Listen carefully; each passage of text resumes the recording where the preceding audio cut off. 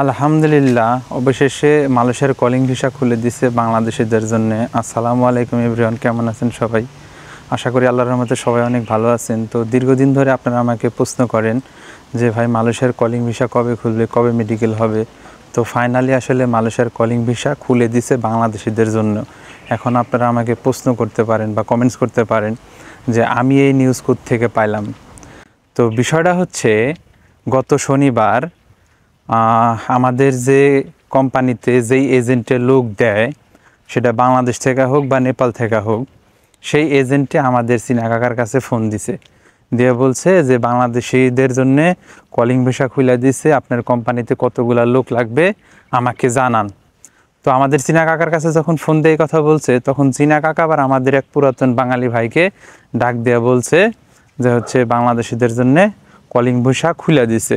এখন কবে পাসপোর্ট জমা নিবে সেটা এজেন্ট জানালে পারে, তখন আমাদের কোম্পানির পুরাতন যারা আছে, আমরা সহ সবাই, তারা যদি কোনো আত্মীয় স্বজন বা কোনো ফ্রেন্ড সার্কেলকে আনতে চাই, তাহলে আমরা সিনা কাকার কাছে সেই পাসপোর্টটা জমা দিলেই লোক নিয়ে আসা যাবে। এখন বিষয় হচ্ছে যে কলিং ভিসা এইভাবে খুলে দেওয়ার অনুমতি দিলে আপনারা এখন বারবার আমাকে কমেন্টস করবেন যে ভাই মেডিকেলটা আসলে কবে হবে। একটু ধৈর্য ধরতে হবে, যেহেতু এজেন্টে ফোন দিয়ে বলছে যে কলিং ভিসা খুলে দিছে। এখন মনে করেন যে আমি 100% শিওর যে মালয়েশিয়ার কলিং ভিসা খুলে দিছে এবং কি খুব শীঘ্রই এই কলিং ভিসার মেডিকেল হবে। এতদিন শিওর ছিলাম না, এতদিন কনফার্ম ছিলাম না। এখন আল্লাহর রহমতে এতটুকু কনফার্ম যে মালয়েশিয়ার কলিং ভিসা খুলে দিছে বা নতুন করে আবার কর্মী আসবে।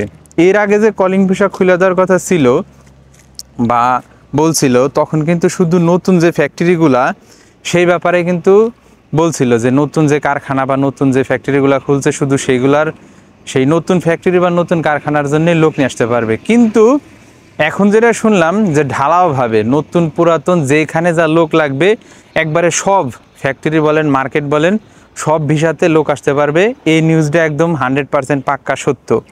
কারণ আমাদের কোম্পানিতে যে এজেন্টের লোক দেয়, সেই এই বিষয়টা জানাইছে। তার কারণ হচ্ছে প্রত্যেকটা কোম্পানি বা মার্কেটের বস বা কোম্পানির বস, সে কিন্তু লোক নিয়ে আসে না।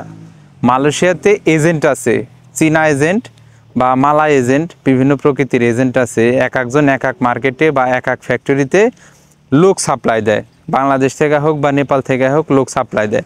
তো আমাদের কোম্পানিতে যেই চীনাতে লোক সাপ্লাই দেয় যে এজেন্টে, সেই ফোন দিয়ে তথ্যগুলো একদম নিশ্চিত করছে। তো এখন আপনাদের করণীয় এইটাই যে কোনো এনজিওর থেকে লোন তুলবেন না। আপনার আত্মীয় স্বজনের কাছ থেকে ধার দেনা হোক বা আপনার জমি বন্ধক দেওয়া হোক, এগুলা আস্তে আস্তে করে প্রসেসিং করতে পারেন। কোনো এনজিওর থেকে লোন তুললে কী হবে, আমি যখন মালয়েশিয়াতে আসার আগে আমাকে প্রায় সময়, আমি যার মাধ্যমে আসছি, সে বলতো আজ না কাল, কাল না পরশু, মানে তার কথা মতে প্রতিদিনই মনে করেন আমার ফ্লাইট হইতো। সেই ফ্লাইট 8 মাস পরে হয়েছে। আর এনজিওর কিছু সিস্টেম আছে, কিছু এনজিওওয়ালা যে এখন লোন নিলে নেন, না নিলে কিন্তু পরবর্তীতে 6 মাসের আগে আর লোন নিতে পারবেন না, এরকম একটা পজিশন দাঁড়াইছিল আমার। তো আমি সেই লোনটা ওইভাবে নেওয়ার পরে আমি বাংলাদেশে আছি, কিন্তু আমার কিস্তি চালান লাগছে পুরো 8 মাস ভর। 8 মাস পরে আমি মনে করেন যে মালয়েশিয়াতে আসতে পারছি।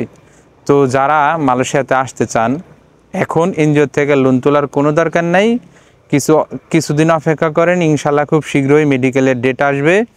আর যারা টাকা পয়সা ধার করবেন, সেই টাকাগুলা কালেকশন করতে পারেন।